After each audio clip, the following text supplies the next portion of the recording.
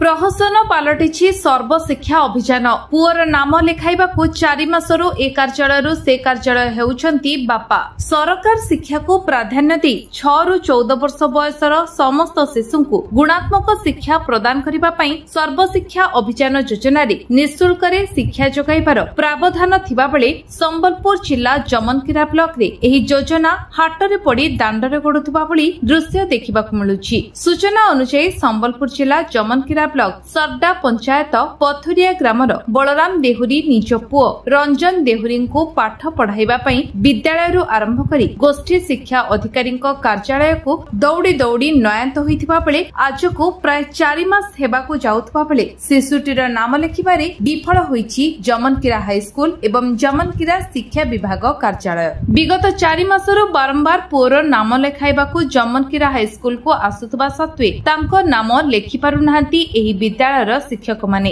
पुओ को 14 वर्ष नहेले जमनकिरा हाई स्कूल ले नाम लेखि परिबे नाही बोली उत्तर दे फेराई दैछंती विद्यालय शिक्षक। सरडा हाई स्कूल ले पाठ पढुतबा समय रे 8म श्रेणी पास करिबा परे 9म श्रेणी रे पाठ न पढ़ी गोटिए वर्ष ड्रॉप आउट होई रहितबा बेले वर्तमान पुणी विद्यालय जिबाकू चाहुतबा सत्वे विद्यालय रे नाम लेखा जाई पारु नाही। एपरिके जमनकिरा गोष्ठी शिक्षा अधिकारी को भेटी निज असुविधा संपर्क रे जणाइतिबा सत्वे तांको नाम लेखा जाई पारु नाही। एपरिकी ए संपर्क रे पूर्वतन शिक्षक तथा वरिष्ठ समाजसेवी रविंद्र पाणिग्राही जमनकिरा गोष्ठी शिक्षा अधिकारी को ए संपर्क रे आलोचना करितबा सत्वे शिशुटीर नाम लेखा जाई पारु नाही। एणुकरे संबलपुर जिला प्रशासन एथि प्रति दृष्टि देबाकू दाबी करिसंती। ए संपर्क रे जमनकिरा ब्लॉक शिक्षा अधिकारी रुक्मण पटेल को पचारिबारु उक्त बाप पुओ मो पाखकू आसीथिले मु जमनकिरा हाई स्कूल प्रधान शिक्षकंकू तांको नाम लेखिबाकू कहिथिली हेले परे जानिबाकू पाइली तांको नाम लेखा जाई पारि नाही। मु एहारा समाधान करी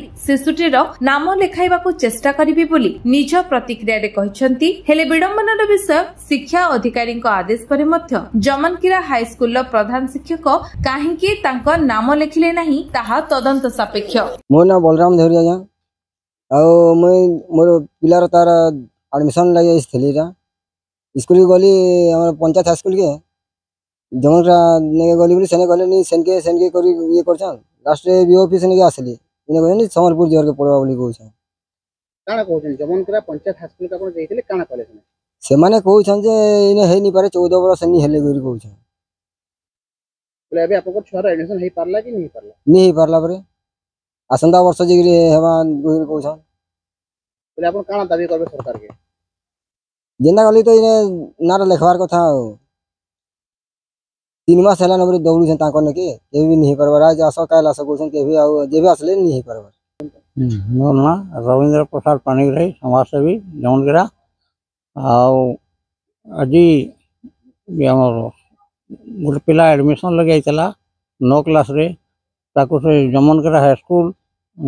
मैडम कहले जे 14 वर्ष रे ना नहीं लेखे बोली कहले 11 वर्ष ना लेखो बोली कहले तेणु से तने फेरी जाउचे सरकार आईन अनुसार ड्रॉप आउट छात्र छात्री मान को सबू आनिक ना लेखाबार लगे सुविधा देला बेल के ये प्रशासन तार कौन प्रकार सुविधा करने को नहीं। तेणु ये छात्र उच्च शिक्षा अति शीघ्र प्रशासन दृष्टि दे नाम लेखाबार सुविधा कले छुआटी उपकृत हेब। जे मु तो जमनकिरा बीओ कहूँ रंजन देहुरी नामक गोटे पिला 9म श्रेणी रे एडमिशन करने मते मन करते मो admission करदेवाई Jamankira high school HM को कहली